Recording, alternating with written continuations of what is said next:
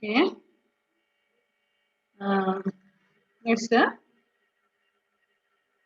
97.4% of the available water in the seas and oceans, which cannot be directly used by us because of its saltiness. Nearly 97% of the water means നമുക്ക് total ഉള്ള വെള്ളത്തിന്റെ 97% വെള്ളവും salty water ആണ്. എന്ന് വെച്ചാൽ നമുക്ക് കുടിക്കാനോ അല്ല മറ്റു ആവശ്യങ്ങൾക്കോ ഉപയോഗിക്കാൻ പറ്റത്തില്ല. And about 2% of water is frozen in glaciers and in the polar ice caps. Though this is fresh water, it is also not available to us. ശരിക്കും അതും നല്ല വെള്ളമാണ്. It is pure water, but we cannot use it because it is ice. അത് ice ആയിട്ടിരിക്കും. അതുകൊണ്ട് നമുക്കത് വെള്ളമായിട്ട് ഉപയോഗിക്കാൻ പറ്റുമോ? ഇല്ലെങ്കിൽ നമ്മൾ അത് എടുത്തുകൊണ്ട് പോയിട്ട് അതിനെ മെൽറ്റ് ചെയ്യിച്ച് വെള്ളമാക്കണം. പക്ഷെ ഇത് പോളാർ റീജിയൻസിലൊക്കെ എങ്ങനെ മെൽറ്റ് ചെയ്യിക്കാന്ന് പോസിബിൾ ആയിട്ടുള്ള കാര്യമാണോ? അല്ല, because it is always cold. It's a cold region there, isn't it? So it will not melt. So 2% of that water also is not useful for us. Next, the remaining, that is only 0.6% is available as fresh water in the liquid form. So 97.4 plus 2%, that is 99.4%. ഇനി നമുക്കുള്ളത് 1% പോലും ഇല്ല. 0.6% ആണ് fresh water, നമുക്ക് useful ആയിട്ടുള്ള fresh water എന്ന് പറയുന്നത്. മനസ്സിലായോ? നമുക്ക് കുടിക്കാനും കുളിക്കാനും അല്ലെ യൂസ്ഫുൾ ആയിട്ടുള്ള ഉപയോഗപ്രദമായിട്ടുള്ളത് മൊത്തം വെള്ളത്തിന്റെ 1% പോലും ഇല്ല എന്നുള്ളതാണ്. മൊത്തം വെള്ളത്തിന്റെ 1% പോലും യൂസ്ഫുൾ വാട്ടർ ആയിട്ട് വരത്തില്ല. പിന്നെ ഈ പോളാർ റീജിയനിൽ അല്ലെങ്കിൽ ഈ പറയുന്ന ഗ്ലേസിയേഴ്സിലൊക്കെയുള്ള ഐസ് ക്യാപ്സ് മെൽറ്റ് ചെയ്താലും അത് ഒഴുകി വരുന്ന ലാസ്റ്റ് അത് സീയിലേക്ക് എത്തും. സോ നമുക്ക് അതും യൂസ്ഫുൾ ആയിട്ട് ആകുന്നില്ല. Okay. So the remaining, that is only 0.6% is available as fresh water in the liquid form. Even out of this, 0.59% is present as groundwater, and only 0.1% is available as fresh water on the surface of the earth. So ഇതിൽ തന്നെയും ഈ 0.6% തന്നെയും നമുക്ക് 1%, 0.1% മാത്രം നമുക്ക് useful ആയിട്ട് വരികയില്ല. കാരണം എന്താണെന്ന് വെച്ചാൽ മറ്റത് ഗ്രൗണ്ട് വാട്ടർ ആണ്, അണ്ടർഗ്രൗണ്ടിലേക്ക് പോകുന്നതാണ്.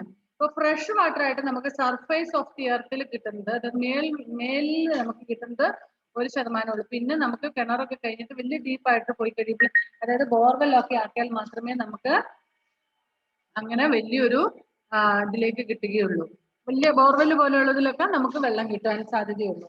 സോ ഒരുപാട് ഇത്രയും വെള്ളം ഉണ്ടെങ്കിൽ പോലും നമ്മൾ ഗ്ലോബോ അല്ലെങ്കിൽ മാപ്പ് എടുത്ത് നോക്കിയാൽ നമുക്കറിയാം about 3/4 of the world is covered with water. അതിൽ നമുക്ക് ഉപയോഗപ്രദമായിട്ടുള്ളത് not even 1%, 0.6% ആണ്. ആ 0.6%-ല് 0.1% ആണ് നമുക്ക് യൂസ്ഫുൾ ആയിട്ട് നമുക്ക് കിട്ടുന്ന ഡെയിലി കിട്ടുന്ന വെള്ളം ഉള്ളത്. ബാക്കി മുഴുവൻ നമുക്ക് യൂസ്ഫുൾ അല്ല. പിന്നെ നമുക്ക് ചെറിയൊരു പെർസെന്റേജ് ഗ്രൗണ്ട് വാട്ടർ ആയിട്ടുണ്ട്, അത് നമ്മൾ ബോർവെല്ലൊക്കെ അടിച്ച് നമുക്ക് കിട്ടുന്നുണ്ട്.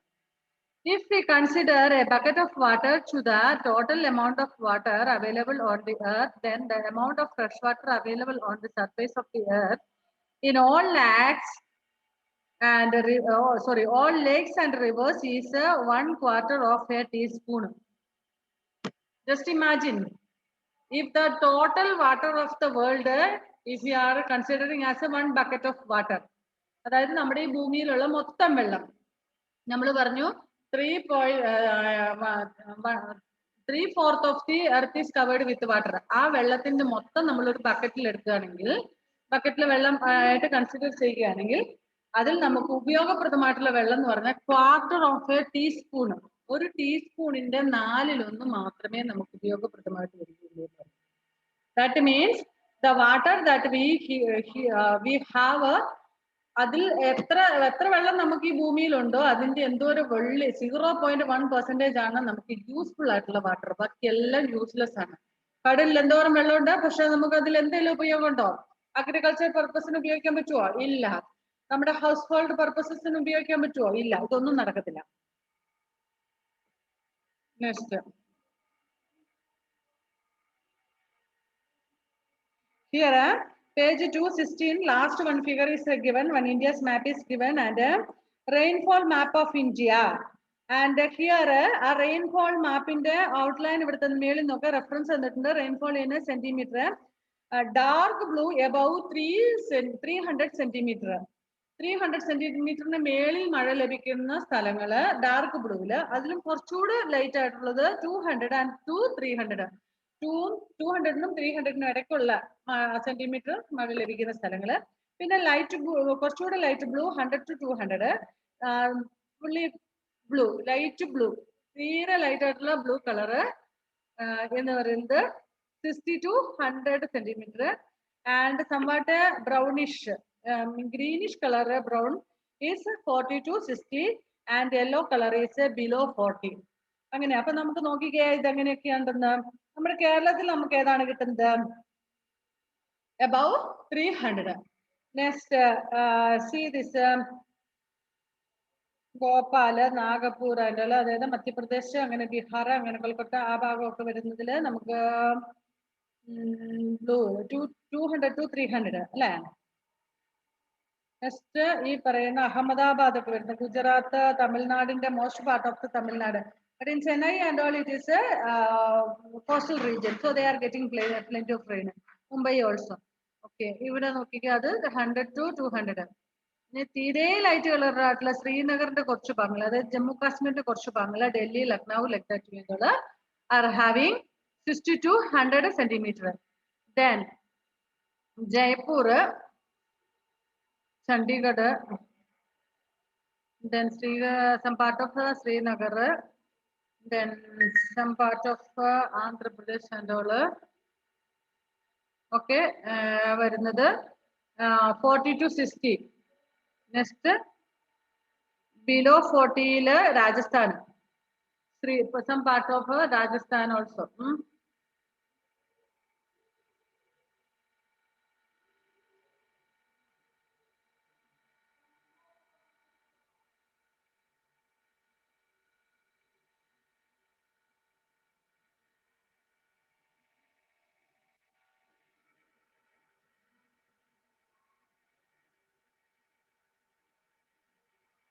Okay, next. Activity 1, collecting information. Figure 18.8 shows the rainfall map of India. It gives the average annual rainfall over different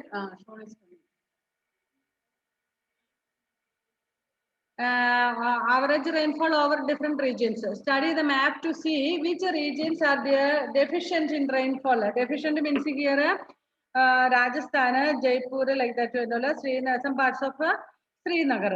But in some parts of Srinagar, they are getting plenty of rain also. Okay. Next, are there months in which there is excess water and other months in which there is a shortage of water? What are the irrigation facilities in the area?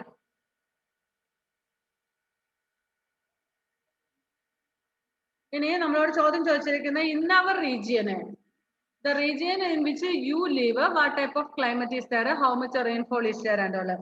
In a region that we live in Kerala, കേരളയില് നമ്മളൊക്കെ താമസിക്കുന്നിടത്ത് full rain കിട്ടുന്നതാണ് അല്ലെ, above 300 മേളിൽ പോകുന്നതാണ് കണ്ണൂരൊക്കെ വരുന്നത്. പിന്നെ അതില് കുറച്ച് പാലക്കാട്, അങ്ങനെ കുറച്ച് ഭാഗങ്ങള് മഴ രണ്ടാമത്തെ സെക്ഷനിലേക്ക് പോകുന്നുണ്ട് അല്ലെ. Okay, next States of water. In how many states the water exists?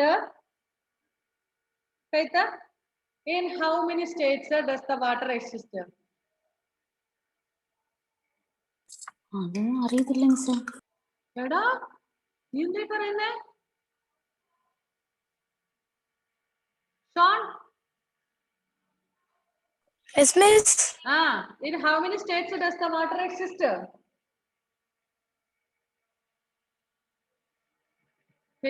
ഭൂമി മുഴുവനുണ്ട് മിസ്സേ. എന്റെ ചോദ്യം എന്താണെന്നറിയാമോ? In how many states? Like Kerala തമിഴ്നാടും അല്ല ചോദിക്കുന്നത് ഞാന്. വെള്ളം ഏതെല്ലാം രൂപത്തിൽ കാണപ്പെടുന്നു?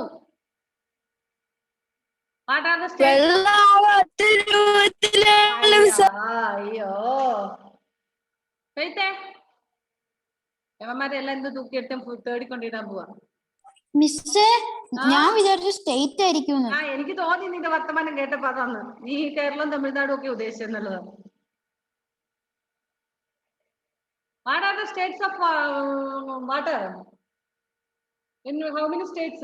മിസ് മെനി ഷേപ്പിലുണ്ട്. നമ്മളിപ്പം ഗ്ലാസ്സിൽ ഒഴിച്ചാൽ ഗ്ലാസിന്റെ ഷേപ്പ് വരും. ചോദിച്ച state.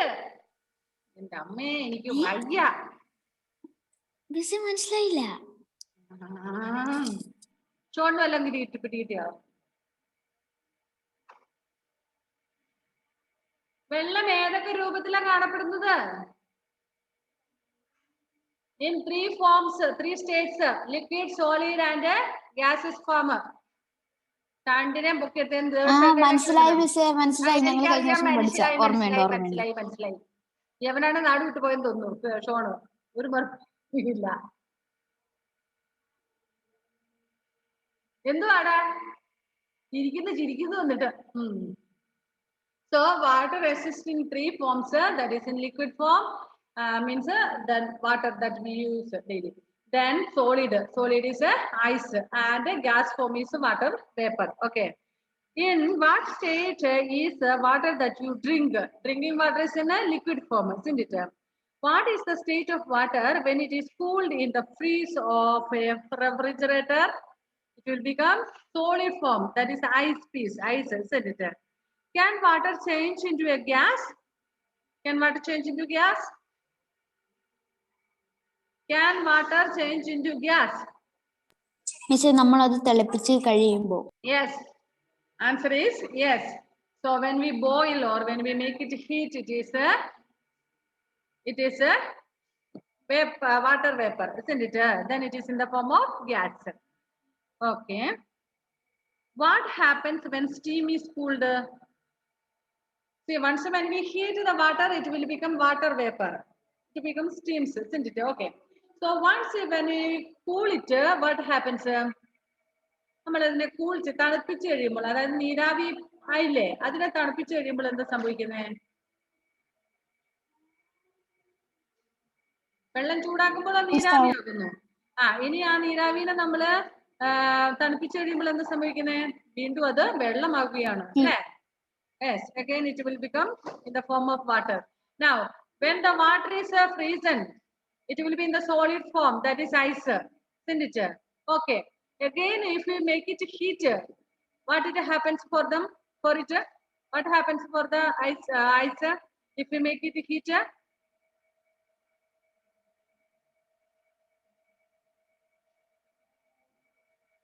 when water is frozen, it will become in the form of solid ice, isn't it? Ice ആകും. അതിനുശേഷം ഐസിനെ നമ്മൾ തണുപ്പിച്ചാൽ എന്താ സംഭവിക്കുന്നത്? സോറി, ഐസിനെ തണുപ്പിക്കില്ല, ഐസിനെ ചൂടാക്കി കഴിയുമ്പോൾ എന്താ സംഭവിക്കുന്നത്?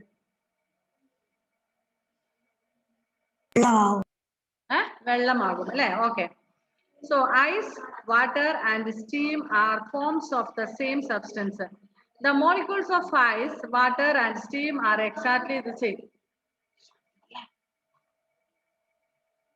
So molecules of the ice, water and steam, ഇത് മൂന്നും വെള്ളത്തിന്റെ മൂന്ന് രൂപങ്ങളാണ് അല്ലെ? അതിന്റെ മോളിക്യൂൾസ് മൂന്നിന്റെയും മോളിക്യൂൾസ് സെയിം ആയിരിക്കും.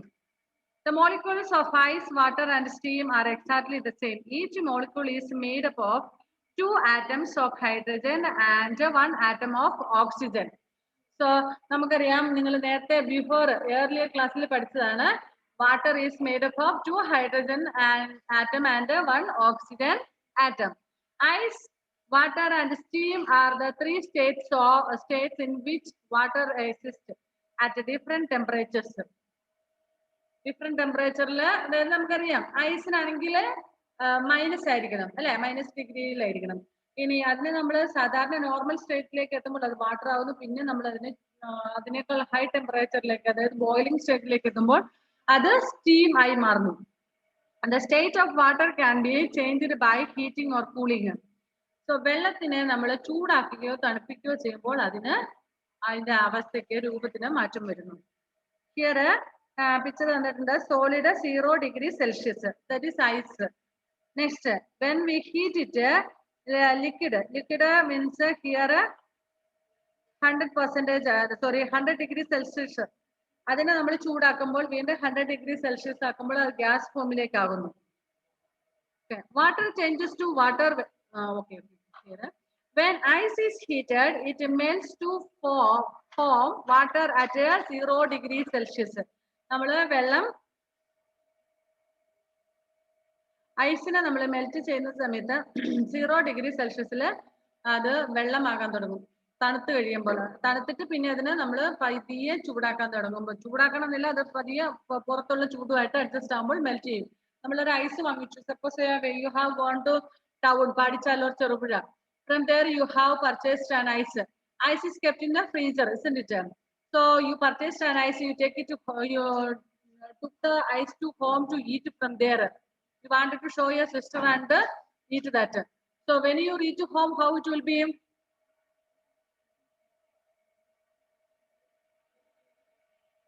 Shone? ഐസ് തണുത്തു. ഇവനെ എന്താ ചെയ്യേണ്ടത്? ഇവൻ ഇന്ന് മൊത്തത്തിൽ ഇന്ന് പ്രശ്നമാണ്. ഐസ് കേട്ട് അലുത്തു. ഓക്കെ ഓക്കെ, ഐസ് മെൽറ്റ് ചെയ്ത് അത് അലുത്തു പോകും അല്ലേ? ഓക്കെ, പിന്നെ വീട്ടിൽ ചെന്നിട്ട് ഐസ് വെള്ളമായിട്ട് കുടിക്കേണ്ടതായിട്ട് വരും അല്ലേ? When ice is heated, it melts to form water at 0 degree Celsius. This is called the melting point. 0 degree Celsius is known as the melting point of ice. However, if water is cooled, it changes to ice at the same temperature. So, വെള്ളം നമ്മൾ തണുപ്പിച്ച് കഴിഞ്ഞിട്ട് അത് 0 degree സെൽഷ്യസിലേക്ക് എത്തുമ്പോൾ അത് ice ആകും. Ice 0 ഡിഗ്രിയിൽ നിന്നും വീണ്ടും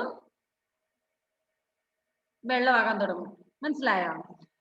That is 0 degree Celsius. The freezing point of water is therefore also 0 degree Celsius.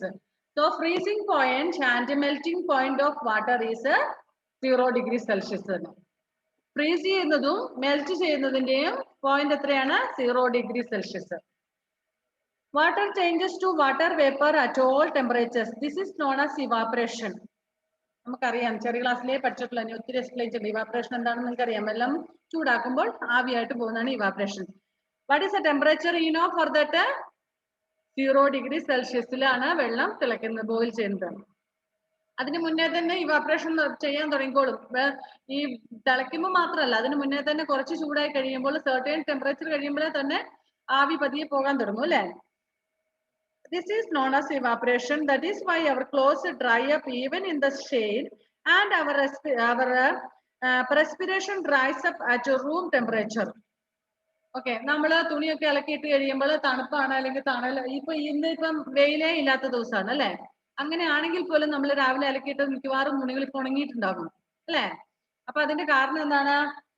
വെയിലില്ല എങ്കിൽ പോലും ഇവാപറേഷൻ നടന്നുകൊണ്ടാണ് ഇരിക്കുന്നത്. അതുകൊണ്ട് നമ്മുടെ ഡ്രസ്സിലുള്ള ക്ലോത്തിലുള്ള വെള്ളമെല്ലാം, വാട്ടർ വേപ്പർ എല്ലാം അത് ഇവാപറേഷൻ നടന്ന് പോകുന്നു. So the cloth will be dried.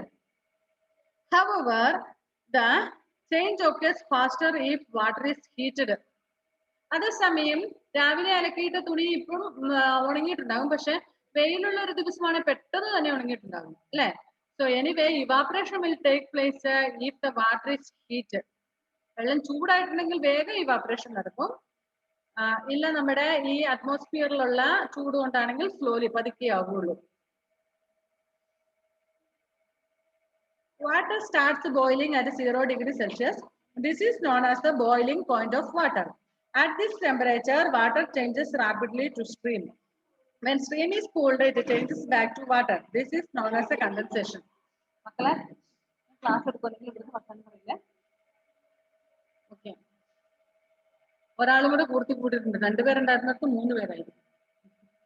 പക്ഷെ ഞാൻ വിചാരിച്ചു ഞങ്ങളോടായിരിക്കും. നിങ്ങളോടാണ്. ഇവിടെ 2-3 പേരുണ്ട്. കുട്ടിപ്പട്ടാള, നിന്നെ പോലെ നോട്ട് കംപ്ലീറ്റ് ചെയ്യാത്തോണ്ട് വിളിച്ചു വരുത്തിയതാ. നാളെ മുതൽ നിന്റെ ടൈം സ്റ്റാർട്ട് ചെയ്യാണ് കേട്ടോ. പെയ്ത്തേ, നീ സൂക്ഷിച്ചു. നോട്ട് കംപ്ലീറ്റ് ആയിട്ട് ആയില്ലെങ്കിൽ നിന്റെ സീറ്റ് ഇവിടെ തന്നെയാ. അപ്പൊ ഇവിടെ വന്നാൽ ഇവർക്ക് എഴുതാൻ തുടങ്ങാം എന്ന് പറഞ്ഞാൽ, നീ ഇവിടെ വന്നു കഴിഞ്ഞാൽ നീ എഴുതാം. ബാക്കി സബ്ജക്റ്റ് ഒക്കെ എങ്ങനെയാ പെയ്ത്തേ?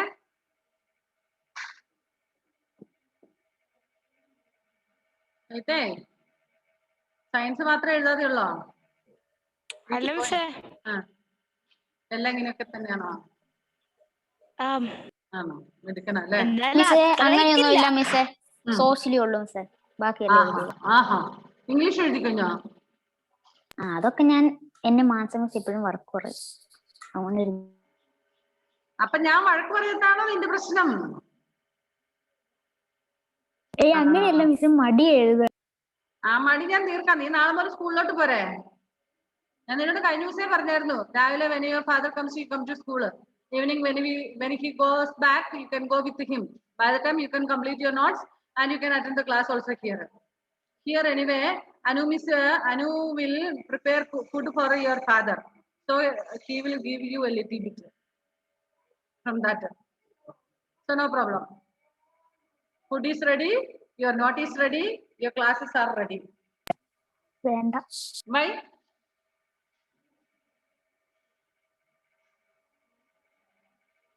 So, what is the boiling point? What is the boiling point? 100 degrees Celsius is the boiling point. Boiling point എന്ന് പറയുന്നത് എത്രയാണ്? 100 degree Celsius ആണ്. Okay. ഇനി വെള്ളം തിളച്ചു കഴിഞ്ഞാൽ സ്ട്രീം പെട്ടെന്ന് ആകാൻ തുടങ്ങും. ചൂടാകുമ്പോഴേ സ്ട്രീം ആകും. But at the point of boiling point is 100 degree സെൽഷ്യസിൽ നന്നായിട്ട് ബോയിൽ ചെയ്യും. ആ ബോയിൽ ചെയ്യുമ്പോൾ അതിൽ പിന്നെ വേഗം സ്ട്രീം ആകും.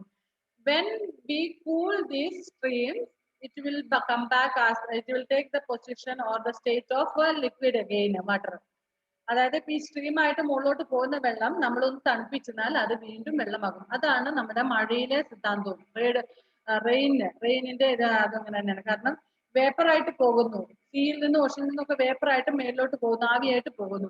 അത് മുകളിൽ ചെന്ന് കഴിയുമ്പോൾ തണുക്കും. അവിടെ ചൂട് കുറവാണ് അറ്റ്മോസ്ഫിയറിന്. അപ്പോൾ അതെന്ത് ചെയ്യുന്നു? ഓൾറെഡി ഇത് കണ്ടൻസ് ആകുന്നു, അതായത് തണുക്കുന്നു. തണുത്ത് കഴിയുമ്പോൾ എന്ത് സംഭവിക്കുന്നു? മഴയായിട്ട് താഴോട്ട് വരും. മേഘമായി കഴിഞ്ഞതിന് ശേഷം ഹെവി ആകും. അപ്പോൾ അത് താഴോട്ട് ഇട്ടപ്പത്തോന്ന് വീഴും. അല്ലെ? നമുക്കറിയാം, ഒരു സാധനം നമ്മളിങ്ങനെ ചുമ്മാ പെറുക്കി ഒന്നിന് മേലിലോട്ട് ഒന്ന് കൂട്ടി വെക്കുമെന്ന് വിചാരിക്കുക. ഒരു ഓർഡർ ഇല്ലാതെ വെച്ച് കഴിയുമ്പോൾ ഇച്ചിരി കഴിയുമ്പോഴത്തേന് എന്ത് സംഭവിക്കും? എല്ലാം അങ്ങനെ ഇട്ടോ എന്ന് പറഞ്ഞത് മറിഞ്ഞിട്ട് താഴോട്ട് വീഴും. അല്ലെ? അപ്പൊ അതുപോലെയാണ് നമ്മള് ഇവിടുന്ന് വാട്ടർ പേപ്പറ് ഈ ചൂട് കാരണം മേളിലോട്ട് പോകും. അവരെല്ലാരും കൂടെ അവിടെ മീറ്റിംഗ് കൂടും. മീറ്റിംഗ് കൂടുമ്പോ ഇങ്ങനെ അടുത്ത വരുന്നവരെല്ലാം കൂടി കൂട്ടും. അപ്പൊ കുറെ കഴിയുമ്പോൾ ഹെവി ആകും. വെയിറ്റ് വാട്ടർ പേപ്പർ ആണ് അല്ലെ? It will be already heavy. അപ്പൊ ഇതിങ്ങനെ കൂടി വരുമ്പോഴത്തേന് അവസാനം എല്ലാത്തിനും കൂടെ പിടിച്ചിരിക്കാൻ പറ്റാതെ ആകും. ഇട്ടപ്പുറത്ത് താഴോട്ട് വീടും. ക്ലൗഡായിട്ട് വന്നിട്ട് താഴോട്ട് വീഴും മഴയായിട്ട്. അതാണ്. അപ്പോൾ അത് സോ ബോയിലിംഗ് പോയിന്റ് എന്ന് പറയുന്നത് എത്രയാണ്? 100 degree Celsius. And melting point is 0 degree Celsius. Okay, then melting point, freezing point also is 0 degree Celsius. At this temperature, water changes rapidly to steam. When steam is cooled, it changes back to water. This is known as condensation. So, what is condensation? Condensation is the process of water vapor cools down. അതായത് water vapour cools ആവുന്നതാണ്, തണുക്കുന്നതാണ് condensation എന്ന് പറയുന്നത്. In nature, water exists in the solid state as snow on high mountains. Most of the water on the earth exists in the liquid form in rivers, lakes, seas, oceans, etc. In the gaseous states, water exists as a water vapor in the air. So, നമുക്കറിയാം 3 ഫോമില് water exist ചെയ്യുന്നു. On mountain regions, it is existing in the form of solid, that is ice. അതായത് ഹിമാലയ പോലെയുള്ള മൗണ്ടനുകളിൽ അല്ലെങ്കിൽ polar റീജിയൻസിലൊക്കെ ice ഫോമില്, solid ഫോമില് വെള്ളം ഉണ്ട്. ഇനി നമ്മള് water is existing in liquid form in seas, oceans, rivers, ponds, wells and all. ഇതിലെല്ലാം സാധാരണ ലിക്വിഡ് ഫോമിലാണ്. ഇനി ഗ്യാസ് ഫോമിൽ എവിടെയാണ് കാണുന്നത് വെള്ളം? In the atmosphere.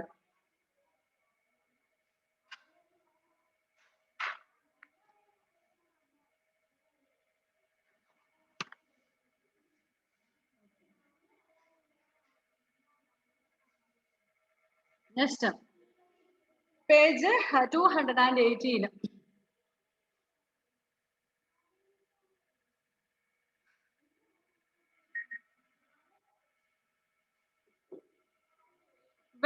Next, water cycle. What is water cycle?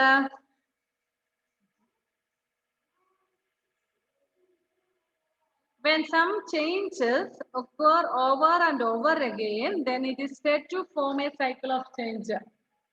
If a change takes place in ഇത് എവിടെയാ ഉള്ളത്?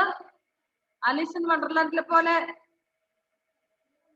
ദൈവമേ, സയൻസ് ബുക്കാണോ അത്? ആണോ? വാട്ടർ സൈക്കിളിന്റെ ക്വസ്റ്റ്യൻ ആൻസർ ഉണ്ടോ നോക്കിയതാ. അതേ മിസ്സേ, ഞങ്ങൾക്ക് ഏറ്റവും കൂടുതൽ പാടുള്ള ക്വസ്റ്റ്യൻ ആൻസർ ആയിരുന്നു പണ്ട് മുതലേ. പണ്ട് മുതലല്ലേ? അതിന്റെ അതേ ബാക്കി മിസ്സേ, ഇപ്പോഴും അതിനേക്കാളും കുറച്ചുകൂടി വലുതായിരിക്കും. 4-ലോ 3-ലോ കൊണ്ട് പഠിക്കുമ്പോ ഏറ്റവും പാടുള്ള ഇതായിരുന്നു. അത് കറക്റ്റ് എക്സാമിന് വരികയും ചെയ്തു. ഇതും വരും. മിസ്സേ, മിസ്സിന്റെ അടുത്തിരിക്കുന്ന മൈക്കാണോ? അല്ല, അല്ലെങ്കിൽ ലൈറ്റ് ആണോ? അതാ ലൈറ്റ്. അത് ഊരിപ്പറിച്ച് കളഞ്ഞപ്പോ, ഇല്ലെങ്കിൽ നല്ല ഞാൻ കാണുമ്പോ തോന്നുന്നു മിസ്സിന്റെ അടുത്തിരിക്കുന്ന മൈക്ക്. അതാരോ കണക്ഷൻ ഊരിട്ടേപ്പോ ഞാൻ പിന്നെ രാവിലെ വന്നിട്ട് തിരക്കായിരുന്നു. ശരി. If some changes take place over and over again and again, it is known as a cycle. എന്ന് വെച്ചാൽ ഒരു മാറ്റം അതിങ്ങനെ കണ്ടിന്യൂസ് ആയിട്ട് മാറ്റങ്ങൾ വന്നുകൊണ്ടിരിക്കുന്നതാണെങ്കിൽ, ചില മാറ്റങ്ങൾ തുടർച്ചയായിട്ട് വരുന്നതാണെങ്കിൽ നമ്മൾ അതിനെ സൈക്കിൾ എന്ന് പറയുന്നു. ഏത് ഇതിലാണെങ്കിലും. ഇവിടെ വാട്ടർ സൈക്കിൾ എന്നത് ഉദ്ദേശിക്കുന്നത് water constantly moves from the earth to the air and comes back to the earth again. Say, water from the ocean, seas and all, or from the water sources get evaporated, and then what happens after evaporation? It will go to the atmosphere, isn't it? Then from there it will condensation take place. It becomes cloud. Then it comes down as rain. So again it will come to the earth. From earth, it will reach to the water sources like wells, ponds and all. Again, most of the rainwater will flow to the rivers, and then finally the river will reach to the seas and oceans. Again, this water get evaporates, and then it goes up in the high atmosphere. Again, it comes down as rain. So കഴിഞ്ഞ വർഷം പെയ്ത മഴ തന്നെയായിരിക്കും ഈ വർഷവും പെയ്ത അതേ വെള്ളം തന്നെ. അപ്പൊ ഓർക്കുന്നുണ്ടോ, ഞാൻ കഴിഞ്ഞ വർഷം ഷോണിന്റെ പറമ്പിലായിരുന്നല്ലോ വീണ്ടും ഇതേ പറമ്പിൽ തന്നെ വന്നല്ലോ എന്ന് പറയും. അതുപോലെ കാരണം എന്താന്ന് വെച്ചാല് ഈ വെള്ളം മഴ പെയ്തിട്ട്, അതായത് കടലിലെ വെള്ളം നീരാവിയായിട്ട് മേളിലോട്ട് പോകുന്നു, പിന്നെ അത് ക്ലൗഡ് ആയിട്ട്, പിന്നെ അത് മഴയായിട്ട് താഴോട്ട് വരുന്നു. ആ വെള്ളം കുറച്ച് നമ്മുടെ പറമ്പിലൊക്കെ തങ്ങി നിൽക്കും. പിന്നെ എന്ത് സംഭവിക്കുന്നു?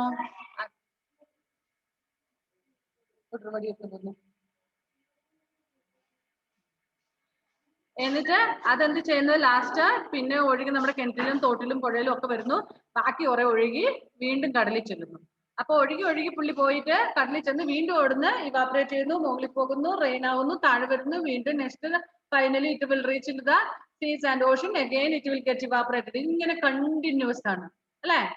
അപ്പൊ കഴിഞ്ഞ വർഷം പെയ്ത മഴയിൽ വന്ന വെള്ളം തന്നെയാണ് ഈ വർഷം വരുന്നത്. നമ്മൾ ടൂറൊക്കെ പോയല്ലേ, എല്ലാ വർഷവും ഒരു സ്ഥലത്ത് തന്നെ ടൂർ പോയിരുന്നാൽ എങ്ങനെയാ? അതുപോലെ ഇരിക്കും. കഴിഞ്ഞ വർഷം പോയി കണ്ടു, തിരിച്ചു വന്നു, പിന്നെ പിറ്റേ വർഷത്തെ ടൂറും അതേ സ്പോട്ടിൽ. ഞാൻ ഓർക്കുന്നുണ്ട്, ഞാനൊക്കെ ഇതിനു മുന്നേ ചെറിയ ക്ലാസ്സിൽ പഠിപ്പിക്കുന്ന സമയത്ത് ചെറിയ LP സ്കൂളായിരുന്നു. അപ്പൊ അവിടുത്തെ കുട്ടികളെ കൊണ്ട് ടൂർ പോകുന്ന സമയത്ത് പിന്നെ നമുക്ക് ദൂരെ സ്ഥലത്തോട്ട് പോകത്തില്ല, ചെറിയ കുഞ്ഞുങ്ങളല്ലേ, 4th സ്റ്റാൻഡേർഡ് വരെ ഉണ്ടായിരുന്നുള്ളൂ. അപ്പൊ ഈ 4th സ്റ്റാൻഡേർഡ് വരെയുള്ള കുട്ടികളെ നമുക്ക് അങ്ങ് വണ്ടർലായിൽ വരെ കൊണ്ടുപോകാനൊന്നും പറ്റത്തില്ല, ചെറിയ മക്കളല്ലേ.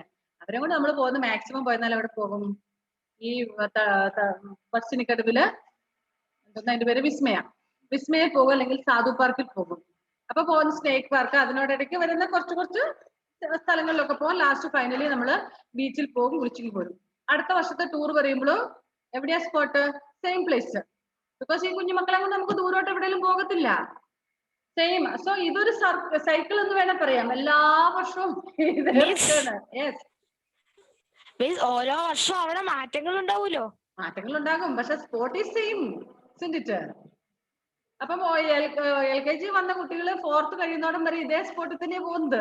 5th വരാൻ വലിയ സ്കൂളിൽ ചെല്ലുമ്പോഴായിരിക്കും അവരെ വേറെ വല്ലയിടത്തും കൊണ്ടുപോകുന്നത്. അപ്പൊ ഞാൻ പറഞ്ഞു, ജസ്റ്റ് ഒരു എക്സാമ്പിൾ പറഞ്ഞാണ് സൈക്കിൾ എന്ന് പറയുന്നത്. കണ്ടിന്യൂസ് പ്രോസസ് മീൻസ് റിപ്പീറ്റഡ് ആയിട്ടുള്ള പ്രൊസീജിയർ, അതാണ്. Like that way water cycle എന്ന് പറഞ്ഞാല് water in the oceans, rivers, lakes, ponds or streams evaporates because of the heat of the sun. Then plants also give out a large amount of water from their leaves, and this is known as a transpiration. അതായത് water പ്ലാന്റ്സിന്റെ ലീവ്സില് pores അല്ലെങ്കിൽ സ്റ്റൊമാറ്റോ എന്ന് പറയുന്ന ഒരു സംഭവം ഉണ്ട്. What is സ്റ്റൊമാറ്റോ? What is tomato, Faith? Tomato മിസ്സേ അല്ല, tomato. പ്ലാന്റിലുള്ള ചെറിയ ഹോള്. ചെറിയ ഹോൾ. പ്ലാന്റിലല്ല, ലീവ്സില്. ലീഫില്. ലീഫിന്റെ അണ്ടർ പാർട്ടില്, ഡൗൺ പാർട്ടില്, ഇലയുടെ അടിഭാഗത്തുള്ള ചെറിയ ചെറിയ holes. We cannot see that. That is known as a pores. That pores is known as tomato. So through this tomato, a lot of water is evaporating. The water that the plant's root collect from the soil is not completely used by the planter. Only few water is used.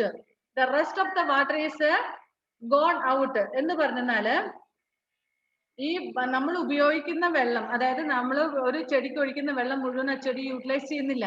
അതിന് root വലിച്ചെടുക്കുന്നു. പക്ഷെ അത്രയും വെള്ളം അതിന് ആവശ്യം വരുന്നില്ല. ആവശ്യത്തിനുള്ളടുത്ത് ബാക്കിയുള്ള വെള്ളം എന്ത് ചെയ്യുന്നു? അതിന്റെ ലീഫിൽ ആ അടിവശത്തുള്ള ഈ സ്മോൾ പോർസ് അല്ലെങ്കിൽ സ്റ്റൊമാറ്റോ എന്ന് പറയുന്ന ആ സ്റ്റൊമാറ്റോയിലൂടെ പുറത്തേക്ക് പോകുന്നു. അതുകൊണ്ടാണ് then it will keep the environment cool. So if you stand under a tree, we will feel coolness. What is the reason for that? You know, because it is the reason. Transpiration is the reason for that. ഇങ്ങനെ വെള്ളം ഈ ഇലയിലൂടെ പുറത്തേക്ക് പോകുന്നതിനാണ് നമ്മൾ transpiration എന്ന് പറയുന്നത്. So ആ മരത്തിന്റെ സറൗണ്ടിങ്ങിൽ ആ വെള്ളം ഉണ്ടാകും. അതുകൊണ്ടാണ് നമ്മൾ ഒരു മരത്തിന് ചുവട്ടിൽ നിൽക്കുമ്പോൾ നമുക്ക് തണുപ്പ് തോന്നുന്നത്. മനസ്സിലായോ? So from each plant transpiration, a lot of water will be lost. നമ്മുടെ ബോഡിയിൽ നമ്മൾ കുടിക്കുന്ന വെള്ളം മൊത്തം നമ്മുടെ ബോഡിക്ക് ആവശ്യമില്ല. ആവശ്യത്തിനുള്ളതിന് ശേഷം ബാക്കിയുള്ളത് rest is left out as waste, as like urine, sweat etcetera. നമ്മുടെ ശരീരത്തിന് ആവശ്യമില്ലാതെയായി കഴിച്ചു കഴിഞ്ഞാൽ അല്ല, നമ്മളുടെ ശരീരം നമ്മൾ കുടിക്കുന്ന വെള്ളം മുഴുവൻ നമ്മുടെ ശരീരം യൂട്ടിലൈസ് ചെയ്യുന്നില്ല. ബാക്കി കുറെ യൂറിനായിട്ട് സ്വെറ്റ് ആയിട്ടൊക്കെ പുറത്തോട്ട് പോകുന്നുണ്ട് അല്ലെ? Like that way water from the seas, oceans and all get evaporated. Also from the plants also a lot of water is transpirated. Plants also give out large amounts of water from the leaves. The water vapor rises up, the air higher up in the atmosphere is cooler. This cools the water vapor and it condenses to form tiny drops of water. These drops of water untie unity together to form clouds. As the clouds get cooled further, more water drops unite together to become bigger. When they become too heavy, they fall on the earth as rain. In cooler the weather, the water may fall as it hail or snow. Next, another thing, you know, you have studied in lower classes itself how it rains. മഴ എങ്ങനെ പെയ്യുന്നത് നിങ്ങൾ ചെറിയ ക്ലാസ്സിൽ തന്നെ പഠിച്ചിട്ടുണ്ട്. ഇനി miss അത് എക്സ്പ്ലെയിൻ ചെയ്യണ്ട അല്ലേ? ഓക്കെ.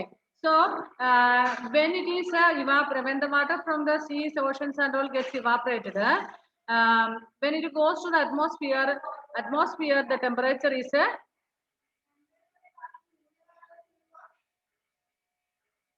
evaporate ചെയ്ത് കഴിയുമ്പോൾ എന്താ സംഭവിക്കുന്നത്? അത് തണുക്കാൻ തുടങ്ങും മുകളിൽ ചെല്ലുമ്പോൾ. അവിടെ നിന്ന് പിന്നെ അതെല്ലാം കൂടെ കൂടി കണ്ടൻസേഷൻ നടന്ന് ഹെവി ആകുന്നു. എല്ലാം കൂടെ കൂടുമ്പോൾ ഹെവി ആകും. ഒന്നിന്റെ കൂട്ടത്തിൽ ഒന്ന് കുറച്ച് വന്ന് കൂടി കഴിഞ്ഞ് പിന്നെ അത് ക്ലൗഡ്സ് ആയിട്ട് താഴോട്ട് വരുന്നു. ഇനി ഇതിൽ കുറെ കൂളർ ആയിട്ടുള്ള ഭാഗങ്ങൾ ഉണ്ടെങ്കിൽ അതിനെ നമ്മൾ ഹെയിൽസ് എന്ന് പറയുന്നു. ഹെയിൽസ് അല്ലെങ്കിൽ സ്നോ എന്ന് പറഞ്ഞാൽ എന്താണ്? ആലിപ്പഴം എന്ന് കേട്ടിട്ടുണ്ടോ? Have you heard a word like that way? ആലിപ്പഴം. ഫെയ്ത്ത് ഇവിടെ ഇല്ലേ? പോയോ? ഞാൻ അതെന്താ നോക്കുമായിരുന്നു. വലിയ ഐസ് പീസ് മഴ പെയ്യാൻ നേരത്ത് വീഴുന്ന സാധനം. കഴിഞ്ഞ ദിവസം പുളിങ്ങതെല്ലാം വീതായിരുന്നു. The rain water falls everywhere. The rain that falls on land may drain into rivers, streams or seep through the soil and gather underground or groundwater. And they fall on high mountains and get frozen. During summers it melts and flows into the rivers. This water again evaporates and the water cycle in nature goes on. So like this water cycle ഇങ്ങനെ continue ചെയ്ത് മഴ പെയ്യുമ്പോൾ ആ വെള്ളം താഴേക്ക് വീഴുന്നു, കുറെ മണ്ണിലേക്ക് ചേരുന്നു, കുറെ നമ്മുടെ കിണറ്റിലും തോട്ടിലും ഒക്കെ എത്തുന്നു. പിന്നെ ഫൈനലി എന്തൊക്കെയായാലും അല്ലാതെ പോകുന്ന വെള്ളമെല്ലാം ഒഴുകി തോട്ടിൽ ചെല്ലുന്നു, തോടൊഴുകി പുഴയിൽ ചെല്ലുന്നു, പുഴയൊഴുകി കടലിൽ ചെല്ലുന്നു. അവിടുന്ന് വീണ്ടും ഇവാപ്പറേറ്റ് ചെയ്യുന്നു.